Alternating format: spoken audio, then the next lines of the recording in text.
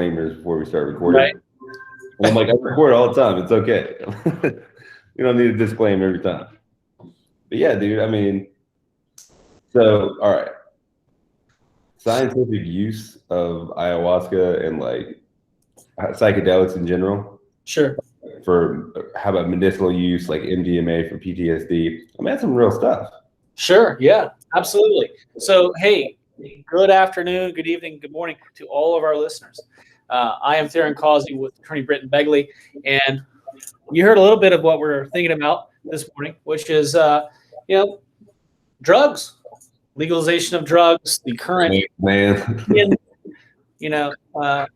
war on drugs, mass incarceration. We're going to cover it all today, I think. And, we'll just, Brenton, kick us off, man. What are your thoughts? Man, every time I think of this subject, I just think of The Big Lebowski. It's true. It's a great movie.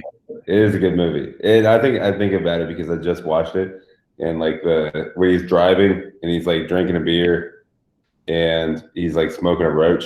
He's always smoking a roach. He never has like a full joint. And he like he's driving down the road and he like breathes it in. It causes him to wreck. God, I love that scene. And so that's the guy that I think about, that we're the dude. And are we trying to protect ourselves from the dude? Is that really what society needs to be focused on, is protecting themselves from the dude? And I think the argument on the other side is like, well, it's not all just some chill hippie guy that wants to smoke weed. Weed could be a gateway drug and leads to other drugs, which are much harder. They have a detrimental effect on society. And, that detrimental effect on society is profound. You can see that in any large city, any rural area, when it comes to, addicting substances. And how many families have been broken up over, the loss of a loved one as related to drug use or an overdose or some sort of, accident that occurs. I mean, untimely loss that results in tragedy. And I think it's important to, point out what, it's really substance dependent, because these substances are different in their biological mechanisms and how you become addicted and what the effect is on the person who does become addicted, and how, easy it is to recover from that and things like that. So I think that another thing to point out is a lot of the drug and substance abuse that has created issues in this country have stemmed from ostensibly legal drugs, right? So prescription drugs. So, we can't just talk about drugs and the war on drugs without pointing out that, well, one of the biggest crises we have in this country when it comes to substance abuse is through, the drugs that are prescribed legally to folks, and prescribed illegally as well. But we allow for that to happen, and lobbyist groups allow for that to happen too. So maybe a little bit of hypocrisy abound throughout, or maybe a little bit of turning the other way as far as the legislators go. And I think that what you're talking about is absolutely on point to what I was hoping we would talk about today. Before we go and jump all the way into the deep end, like we have a tendency to do, I wanted to sort of just fill in some of the history in that, we have a war on drugs, right? We have crimes, we have laws against drug use, drug consumption, right? Manufacturing or selling of drugs, right? There's stiff penalties that go along with all that, and that's really an extension of what is called the war on drugs, right? Which started back in 1971 with President Richard Nixon. And when he announced the war on drugs, right? Not that there were no, but once it became formal through President Nixon, the federal drug control agencies dramatically increased in size. And the DEA was formed in 1972. And then that's when you hear about President Nixon, making marijuana, right, which is legal in a number of states now. Still illegal at the federal level, but seemingly the federal government has kind of kicked that can down the road, right? But he made marijuana a Schedule I substance, which is the most restrictive for a period of time. And I think that, if I could think of a phrase back to describe that time, obviously I wasn't alive, but I've done a little bit of Googling and a little bit of documentary watching, so I'm a thorough expert on the matter. And they refer to it as reefer madness.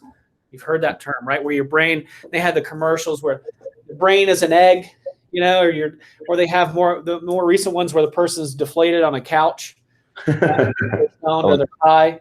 That's a pretty cool commercial, actually. A little disturbing, pretty cool. But Nixon was also a proponent of no-knock warrants and mandatory sentencing, and he campaigned as a law and order president. And then, moving from Nixon into the 80s and the late 80s, Congress and state legislators passed strict penalties for drugs, right? And that led to a huge increase in the prison population. Right. And, you had more. I just want to mention in this timeline, you mentioned no-knock warrants. Now we can talk about no-knock warrants and the benefits and downsides to that, because I have some opinions about that. But there's some, no-knock warrants. If you're talking about that, we also talk about Terry stops, Sure. And stop and frisk, and pretext to just jump out of the car, cop car, and frisk somebody on the street because you had something less than probable cause. To determine and see if that person had drugs on them, and that happened quite a bit, especially in large cities. That led to helping the mass incarceration problem, aiding in that mass incarceration problem. So some other constitutional issues there with respect to criminal procedure that came about because of the war on drugs. I mean, the war on drugs has probably been not only the biggest contributor to mass incarceration, but the biggest erosion to fundamental individual rights, as with respect to the criminal penal code. Sure, and you're talking about the applicability of the war on drugs and its results, right? And the way that was applied, the long arm of the government through this front of a war on drugs, and the way that they affect those laws, the way that they enforce those laws, and what does that mean with respect to individual liberties guaranteed by the Constitution, right? And the various amendments you talk about, no-knock warrants, Terry stops, right? All things that are covered in a criminal procedure class, right, in law school. And something I think, at least on the basic level, every attorney would know. But I mean, what you're looking at basically is, I think, go back to why they wanted to put this in. Right. We can talk about, the various constitutionality of how this might have been applied, right, and whether it was constitutional. But we look at the purpose behind which the war on drugs was implemented. I think that a lot of folks would say that, it was a deterrent, that the war on drugs deters and lessens drug-related crimes, since the manufacture and the sale and consumption of drugs carry stiff penalties. The number of drug-related crimes decreases over time. That's, I think, theory number one. What are your thoughts there? Yeah, I think that the road to hell is paved in good intentions, if those were in fact the intentions. I think there's a lot that goes into it. I think the war on drugs, in its name, in that program started with Nixon in the 70s. I think the real war on drugs has been around since the 1930s with the outlaw of marijuana use and the prohibition of marijuana use in the first place. That's when it started, and it really started for more of xenophobic and some racist reasons, which is, look, that's what the history says. I don't really know, but that's what it seems like in some ways. So on one side, the actual use of the recreational use of the drug marijuana was associated with jazz and black culture, and there was some backlash on that. That's what the history says. Now, whether or not that's true, whether or not that was just lobbyists lobbying against the hemp industry and then trying to issue propaganda that made it look like, it's this jazz loose culture that it has no morals. An association. that value exists, yeah, and guilty by association, because there was, hemp really challenged lumber companies and the cotton industry and textile industry. So, we wanted to beat that down in this country, and we had established lobby groups at that time that were able to do so. And so a lot of what the argument is okay, well, it's the chicken or the egg thing. Was it outlawed because of racism and xenophobia, or was it outlawed because the propaganda worked enough to make it guilty by association? Whichever one, we have that background and that context for which, we started the war on drugs in the 1970s, and that carried forward. And that same type of propaganda was used for, every drug that we wanted to outlaw. I guess my question too goes back to, if a crime is created, if it's a crime to, sell or use or possess or create a drug, right? And if that's a crime, does the gravity of the penalty associated with that crime deter with a greater effect than, say, a crime that carries less of a sentence, right? So if it was just a $100 fine as opposed to a death sentence, right? And that's an extreme polarity there. But does the severity of the crime, the punishment that's paid, right, that's incurred, affect the deterrence, the deterrent nature that's sort of behind the whole thing to begin with, right? Does prohibition, I guess, as a mechanism, which maybe is a separate question, is that effective, right? Because I think from one point, right, you can agree that if you do put out that a drug is illegal, then it is less accessible than if it were legal, right? Which would likely stop some use. I think that's that's a pretty sound connection, but yeah. Let me answer your first question, which was, does the increase in punishment also have a corollary increase in deterrence? And the answer is absolutely not. And we know that because, what we saw with the war on drugs is the, extreme penalization of the use or possession or, trafficking of illegal substances. And, where you got sentences of, 10 years, 25 years, 30 years, you could get life sentences for drugs. I mean, you could have 3 strikes and you're out. Those sort of things. And we know that didn't, cause more of a deterrent, because we have more drugs going through this country than ever. Sure. More drugs going through this country than ever. And so, I mean, that's obviously not the solution, but we haven't changed anything, even though we know that's not the solution. And I would say that there's no real good evidence to suggest that a tougher punishment equals less access. In fact, I would argue that a tougher punishment increases the likelihood that, those individuals who are being punished or subject to punishment will continue, the drug trade. So let me give you an example. So let's say we have a young man who is popped for marijuana possession, goes to jail. You're going to go to jail and you're going to learn how to become much better criminal. Yeah, I mean, go in with a high school diploma and marijuana possession, you come out with a master's in cocaine manufacturing. Yeah, exactly. And here's the thing. I mean, you might figure out how to if you're selling drugs on the street and that's what you chose to do, okay, and that was your profession, then why end that profession when you're in jail? You're going to become much more resourceful to source those drugs and much more resourceful to sell them without getting caught. And even if you're not able to do that in prison, which that happens all the time in prison, people are very surprised to find out that you can get drugs in prison. I don't know why, but it happens all the time. But even if you don't do that in prison, the people that you're around, you're going to learn from, and you're going to learn, okay, how to not get caught in the future. So, I would argue, and this is not a one-off thing. We know that if you go to prison for a drug charge, that you're more likely to offend. So it's not like it's a mystery.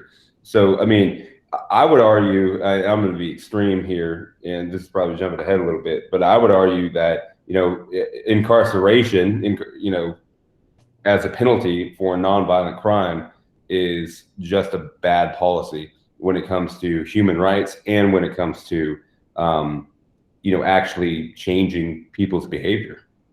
Sure. And I think, maybe to play devil's advocate a little bit against that, I know that there has been there's major disparities in the criminal justice system. I think that is something that most people could agree on, and it's not a perfect system, right? And many would say that they think that it's broken, and I don't know.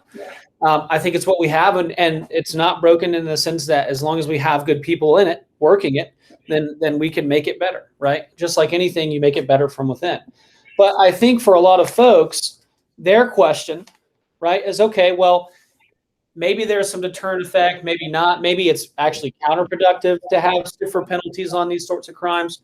Well, what about the fact that if we lock up drug abusers or drug dealers or drug manufacturers, right, then we just won't have drugs in the community. We'll have a nice, safe, open community with nothing to really worry about, with people crashing into a telephone pole or killing someone on a bike, or heaven knows what that might be. If all of those people were behind bars, then we'd have no drugs being brought into the community. Nobody's selling drugs. Yeah, I love that argument because that means we'll just get high off the stuff we get from our doctor. And by the way, alcohol is legal, and I mean, most of the time people run into a pole is because they're drunk off their ass. It's so funny you mentioned alcohol, right? Because I think most scientists would agree that is a drug. Alcohol itself is a drug, right? But it's something that we've accepted as a permissible type of drug within society. It's a socially acceptable drug. And we have a period of our history in the U.S. where it was prohibited, prohibition, right? That went well. And that Brenton is being sarcastic. That did not go well at all. That was a miserable failure, right? And there's amendments to show that. Okay, but that begs the question, and I think that's kind of where we left off too, Brenton, is which is essentially, is prohibition an effective mechanism, right, by which to deter a pattern of conduct or a series of actions, right? Yeah, I think that it's incredibly naive. I think prohibition is incredibly naive. What would you do instead? What would you do instead of a prohibition type approach? And does prohibition as a theory, does that infringe on sort of the autonomy of man? This concept that I am a free individual capable of making decisions for myself, facing those consequences, accepting those consequences, to the extent that I'm not infringing on someone else's individual liberties or rights. Yeah. The non-aggression principle, essentially, right? Well, that what I do is my business. Yeah. Let me lay some groundwork because let me answer your questions backwards. So let me answer the second question. Okay, is it such an affront to individual liberty that we shouldn't have prohibition on anything? I would say no, because if you look at the argument for prohibition or the argument for infringing on fundamental liberty in the first place, is you look to see if the government has a compelling interest. And certainly the government has a compelling interest to keep people from using hard drugs, because hard drugs can lead to that person committing more crimes. Sure. Using hard drugs can lead to other people being addicted and the degradation of the community. So you talk about hard drugs and you want to define hard drugs.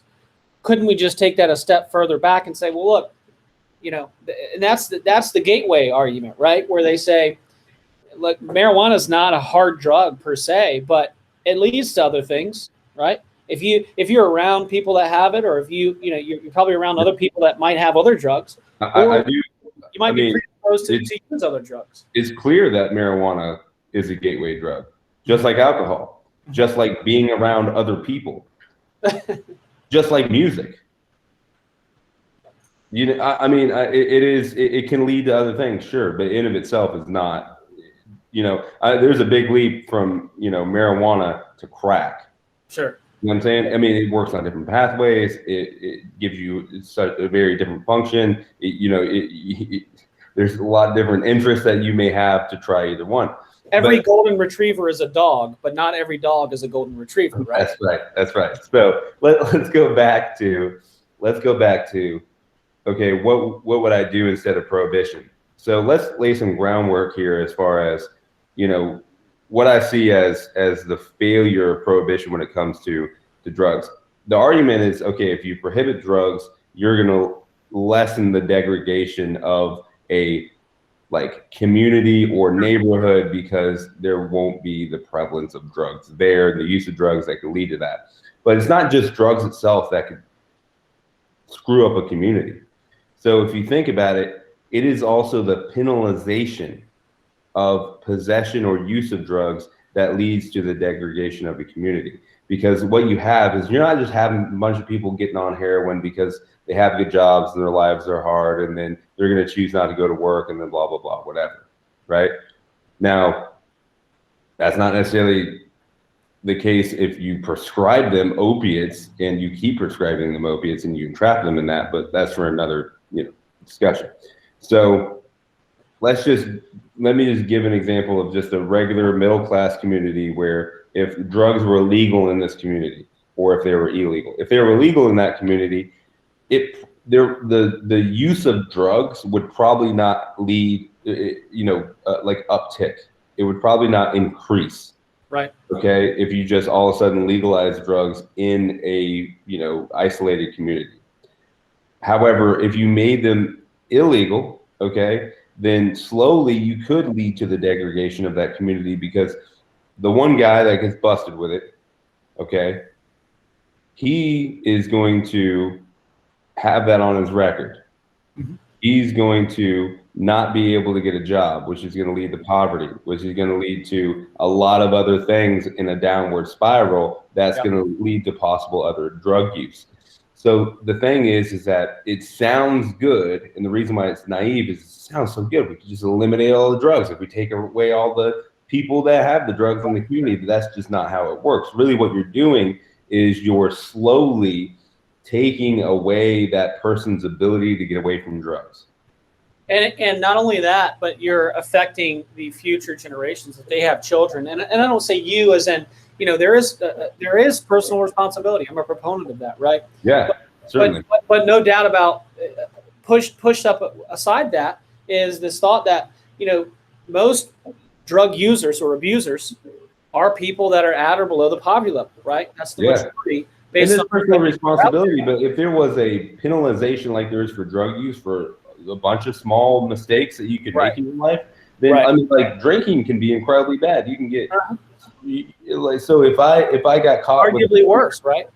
Yeah. If I got caught with a beer instead of a joint, and I went to jail for a little while and had a criminal record and lost my job and all of that that would be incredibly detrimental to my future and the future of my children. And so just penalizing something so small, and you might think, oh, it's not so small, but the possession of crack is a felony.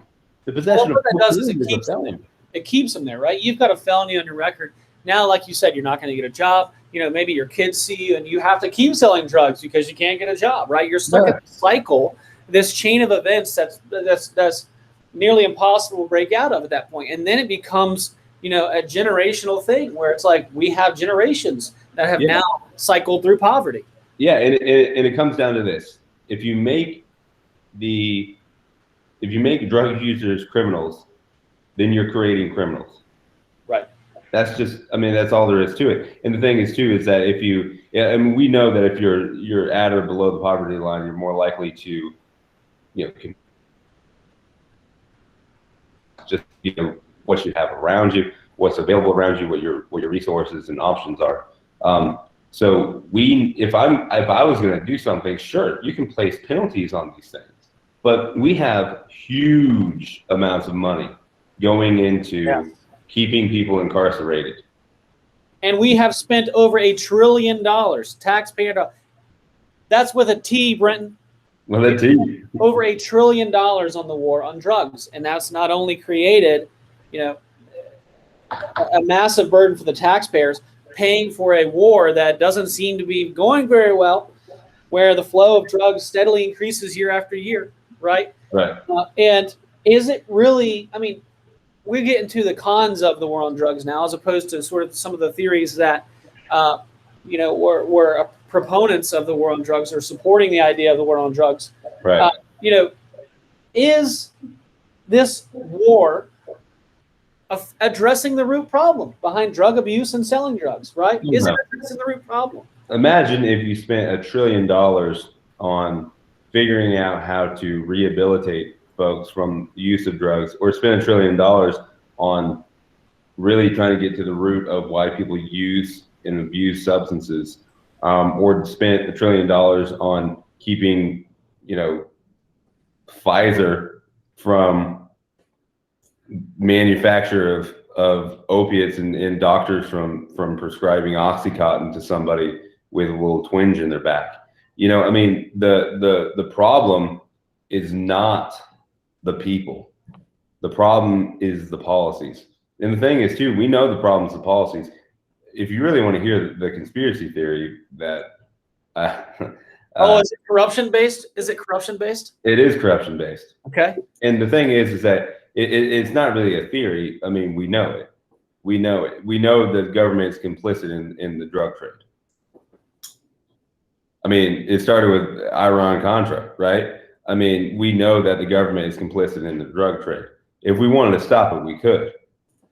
If we wanted to stop the manufacture of and the opiate crisis in America, we could, but we don't, because that's not what lobbyists pay politicians to do. If you want peace, prepare for war, Brenton. That's right. And one more thing I'll say about it is that if I want a war, a domestic war, okay, to fight if I want to degrade your individual liberty. What do you mean by that? So here's the thing, right? I mean, the best thing that ever happened to the intelligence community was 9/11, because you got the Patriot Act that led to, you know, the intelligence community being able to gather all the information that they could ever want, all your metadata. You have no privacy. The government knows and can know everything that you're doing at any time. And Snowden showed us that. Okay. I'm going to get deep here. So just stay with me. I don't know where my tinfoil hat is, but I have it. So the other good thing that's happened to, you know, just government power, right? Government power. And the thing is, you might think to yourself, okay, well, who's this, you know, ethereal government? Who's doing this? Who's really? I don't really think there's some villain up there just cackling every time someone gets, you know, stopped and frisked. But I do think that the government is going to fill the power vacuum. Sure. Okay. And so that's what's happening, is there's this power vacuum. So we want to be able to police individuals much more, because, you know, in a lot of ways, once we started this country, we realized, oh shit, we gave these people a lot of rights. And that's hard to govern. It's hard to govern a populace that has fundamental individual rights. So if you want to really govern, okay, if you want to maintain the you know, illusion of democracy, you know, and still govern, then you got to create a pretext to be able to violate individual fundamental rights. And so what you have is, you know, if you make drugs illegal, okay, if you make drugs illegal, this substance that can come in so many different forms, then you have reasons to stop people. You have reasons to go in people's homes and search anywhere in their homes for drugs, because you can find them anywhere. It's not like you're looking for a bazooka where you're not going to open up a small drawer on a dresser because the warrant says I'm looking for a bazooka, right? If you're looking for a bazooka in someone's house, you start searching through the drawers and you find a little bag of weed. Well, that's inadmissible, because you shouldn't have been looking in there for a bazooka. So, but when it comes to marijuana, you could look anywhere. So you could search the whole person's home. So it gives pretext to find other illicit, you know, things or contraband in the home. And it gives you a reason to really strip people of their rights, liberty, and incarcerate them. Let me just jump in there, because rights are not just there. Okay, you have to fight for them. And Yes. and these things that you're talking about right now, and these, some of these more idiosyncratic type of more nuanced situations, right, where, oh, I can look here but not there, but or if I had determined this, then I can look beyond the scope of what I originally could have. All of those sorts of nuanced situations are things that have, like, somebody felt like some sort of egregious act or their rights were violated, and that's gone through the court system. It's gone all the way up to the Supreme Court of the United States for clarification. Right here, this is the way that the Constitution is interpreted, Right, as per this amendment, right? And based on these facts that are presented, these are the rights expressed and related to this pattern of conduct, right? Maybe that expands that right beyond what was maybe logically assumed, or maybe it confines it and Right. brings it smaller, right? So it's like, these are things that are the product of a challenge, a pushback against the crossing the line on an individual right, on your liberty, right? And if you don't have that pushback, then they will continue to take. It's just the natural position, right? You have to push back, and we have. I mean, we have drawn some lines, but you haven't drawn every line that will ever be drawn, right? So it's a constant. I think I can't emphasize enough the importance or the significance that I give to that, because I think in a lot of attitudes that I encounter, at least with today and maybe more of a younger generation, it's like these are just assumed. These rights are assumed. They're not earned. They're not. Like a violation of their rights could actually never happen. Right. Right. But and the thing is that, like I said, it's not some one villain doing this. It's that you have to fight for the rights, because it's forever a power struggle between the government and the individuals. And if the individuals are pacified, just sitting there and not fighting for it, then the government's going to have more power, because it's a zero-sum game. Rights are a zero-sum game. And the government's going to do everything it can to govern correctly and do what it perceives its function is. And it's not inherently evil. It's just inherently powerful. And power is expansionist by its very nature. And if you live in a country where you're given individual fundamental rights, then you have the duty to understand, number one, that government power is expansionist by nature, and to try to keep it from expanding as much as possible to preserve your individual rights. And that's what I'm talking about here, is that Brenton, the war on drugs. I'm cozy when I get close to the authority, though, right? Yeah. If I could just embed myself in that authority, then I don't have anything to worry about, right? Because I'm under the wing of the dragon, and I'm protected. Right. Right. But coziness leads to complacency, and complacency kills. I mean, that's really what I'm talking about. Complacency kills. And we know that. We know that. Just in anything, right? When it comes to war, right? I mean, that's the saying in the Marines: complacency kills. And we know that when it comes to work and business, you get slaughtered by other businesses and competitors if you're complacent. Same thing when it comes to the government. The government's not here to make you comfortable. The government's here to serve a function and then leave. And let's talk practically too. We talked about the fact that over $1 trillion has been spent just on in the criminal justice system, on the war on drugs, and that's probably not even an accurately reflecting the figures that belong to and extend from that war on drugs idea. But it's also led to the militarization of the police, right? What some would call the police state. And I think that from a practical perspective, I'm not a law enforcement officer, but most Leos would probably agree that when they crack down, or there's a crackdown on drugs in a specific area, that doesn't necessarily reduce the overall supply of drugs. It just shifts elsewhere, right? It's called the balloon effect. Right. That crime is essentially like an amoeba, right? Something happens and it just kind of moves itself out of the way, because there's some profit to be made. So somebody's going to do it somewhere, regardless of whether there's a presence here or if it's over here. You never really remove it. Yeah, exactly. It's kind of like, I mean, I just talked about businesses and competition. You know, you put one gas station out of business on a road, and another one's going to pop up to fill that market. You know, that market's always going to be there, so the competition's always going to come in and fill whoever you shut down. So it's really like playing whack-a-mole when it comes to the way that we've, you know, prosecuted the war on drugs. It's basically a game of whack-a-mole, and we're spending a lot of money and getting nothing done. In fact, all we're getting done is taking away people's individual rights. I mean, the mass incarceration part in of itself is a human tragedy on a scale, you know, to close to, you know, slavery. We were once known for many things, but now I think if you look at the top of the list, we're leading the world in most incarcerated number of people per capita. Yeah. Yeah. Most incarcerated people. I mean, I'm not proud of that as a country. That's horrible. Right. And, you know, the thing is for whatever reason, you know,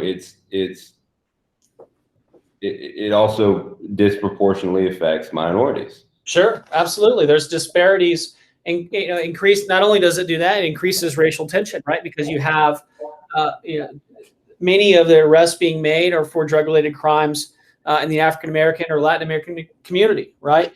And there's disparities in the sentencing that goes on. Yeah, and what really makes me mad about this whole thing is what angers me about the disparity part is that in of itself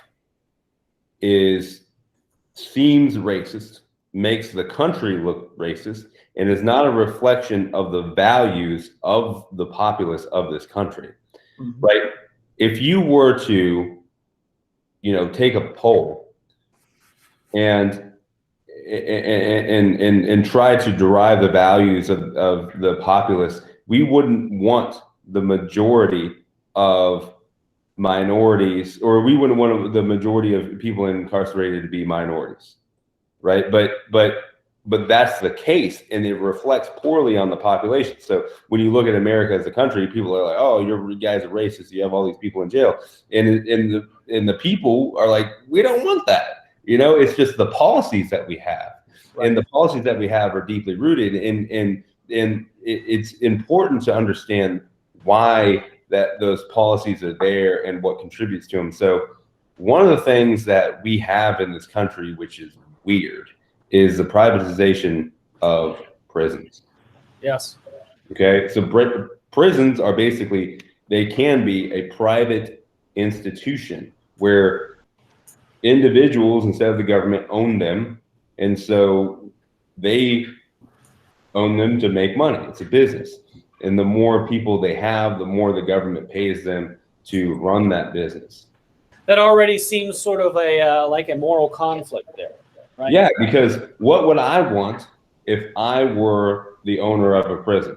More butts and seats. That's right. I would want more butts and seats. I would want to fill my California prison with so many people that I have to put multiple layers of cots on top of each other, make bunk beds, okay, in some big auditorium-like room, and have a bunch of prisoners just hanging out with each other. You know, and it like it's summer camp or something.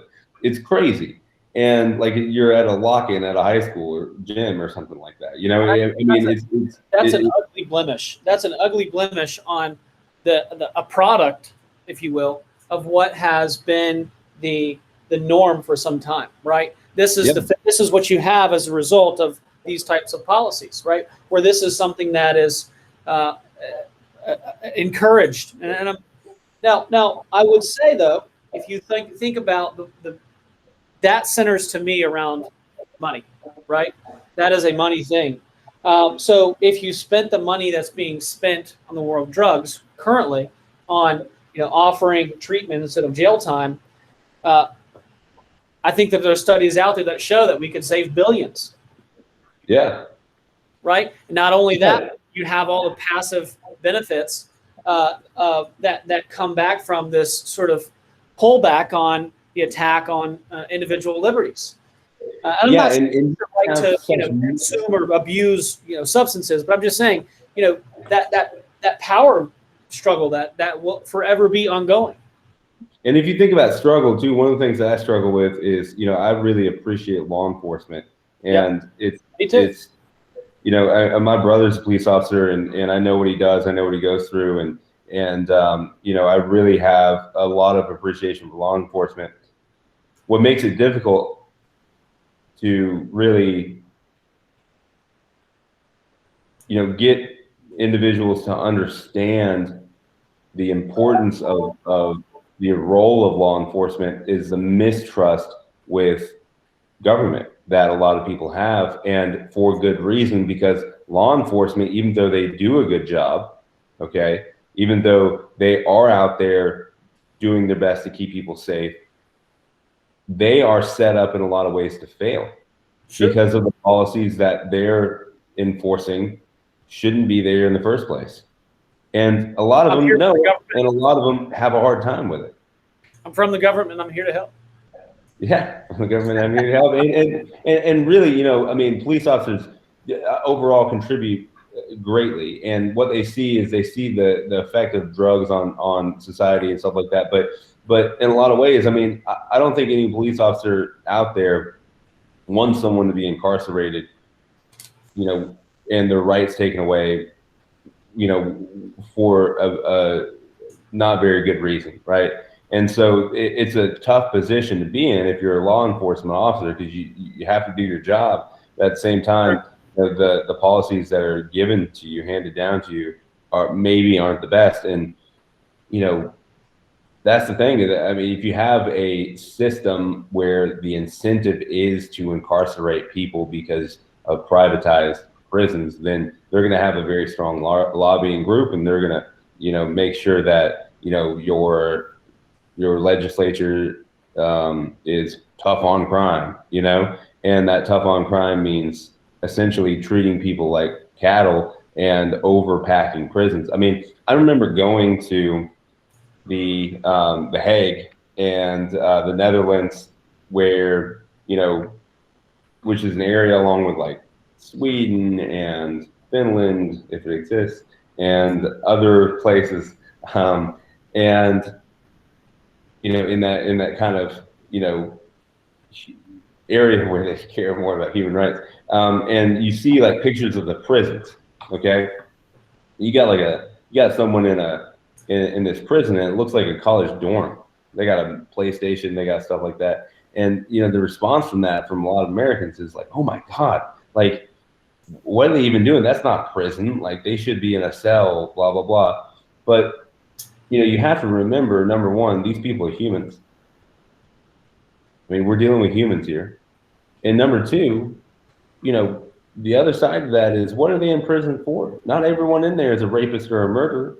Not everyone in there, it could be because of some policy that shouldn't be there in the first place.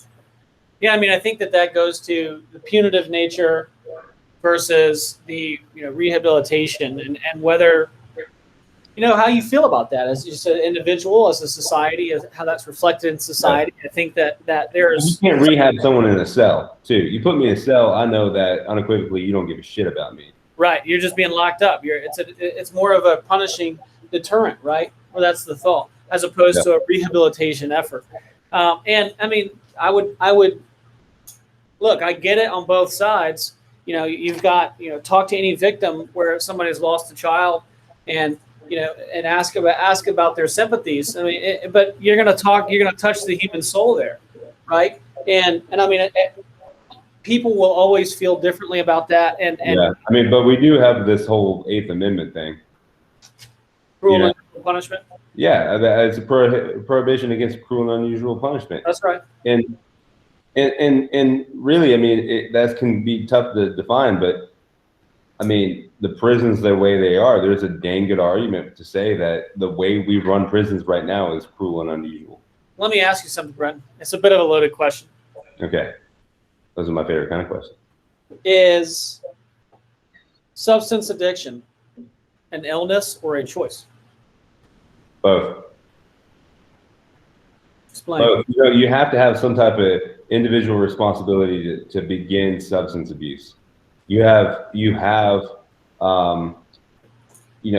agency over your own body, right? And a choice to smoke that crack or to snort that cocaine or to whatever, right? To begin that substance abuse. Okay.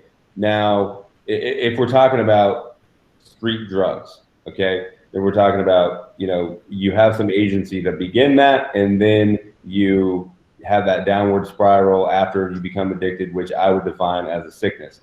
However, you have the other side of it, which I think takes some of the personal responsibility and agency out of it. If you get prescribed something by a doctor and then you take it because you trust that medical professional and you become addicted to drugs, that I think is just a sickness that you have. You have that, and it wasn't your fault.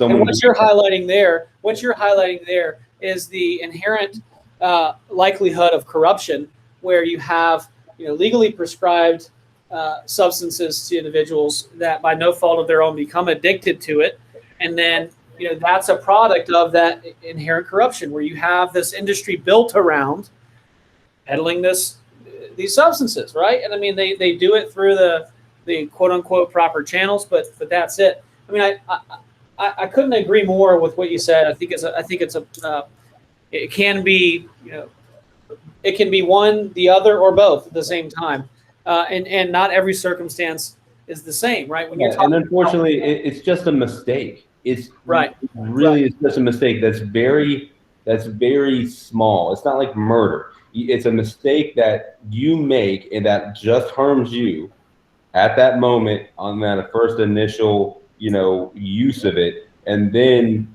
that leads into something harsh that affects other people. But the initial use of it is not harming anybody but you, and that's why it's so sad. Is because a lot of people who are in positions to want to find a release and take drugs don't have the wherewithal to have forward thinking, just because they're in a position where maybe they're depressed, maybe they're suicidal, maybe they're not even that, maybe they just live a hard life. Yep. And so you got to have some sympathy and some empathy for these individuals to understand that, hey, you make one small choice and it could lead to this sickness in cycle that you can't get out of. And we got to understand that if we're gonna treat it, because the goal is to prevent habitual drug use. I mean, I think that's a great goal, and if we really want to reach that goal, then it's not going to be a war on drugs.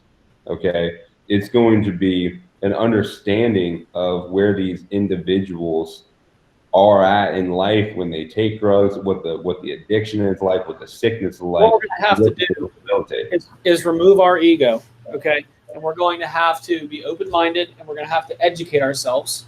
Yeah. And we're going to have the proponents of the war on drugs think to themselves, that would never be me, and that's bullshit. Yeah. Because I guarantee you get prescribed pills from a doctor, right? Or how many of those people are, when they're down and out, have a drink, right? Sure. Even if that drink was as addictive as heroin.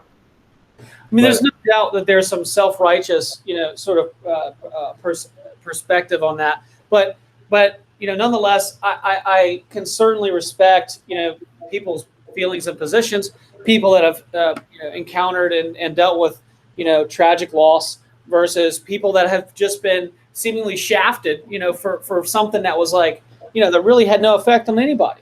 Yeah, that's the sort of the mentality, and these are not easy issues to deal with. That's why we talk about them. That's why we look at them and ask different questions and sort of mull through these ideas, because it's not a clear cut thing. Okay? Well, maybe Nancy Reagan had it right. Maybe we're wrong. Maybe you should just say no. Maybe it's just that simple. Perhaps. $1 trillion later. And we'd be we'd have a lot worse music. Let me just put it like that.